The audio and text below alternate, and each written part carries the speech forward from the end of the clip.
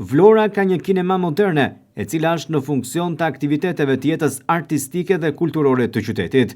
Aty zhvillohen aktivitete të ndryshme, por gjithashtu edhe shijohen filma.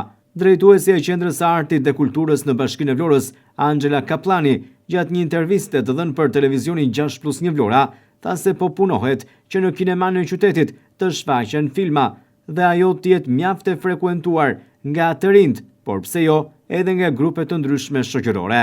Punojmë fort edhe për kinemanë e qytetit, që të ketë sa më shumë filma gjatë fundjavës. Në fundjavën që ne kaluam, kinemaja ndezi dritat dhe kishte një shikueshmëri dhe një sukses të paparë. Në 2 oraret e filmave ishin ekstra full.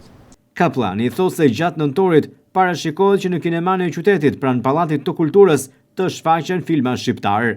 Ne presim filma nga të gjithë, por ndërkohë gjatë muajit nëntor ne po mendojmë që të nxjerrim dhe filma shqiptar që të jenë të disponueshëm për të gjithë qytetarët dhe shkollat, fëmijët. Po ashtu, sipas Kaplanit, edhe Teatri i Kukullave do të vijojë me surpriza, si dhe premiera. Ajo tha se Teatri i Kukullave i ka të gjitha kapacitetet për të përfaqësuar edhe në festivale, sikundër është ai i Pogradecit. Teatri i Kukullave do vazhdojë dhe do marrë pjesë edhe në festivale, siç është festivali që bëhet në Pogradec në çdo vit, që është festivali i gjithë teatrave të qytetit.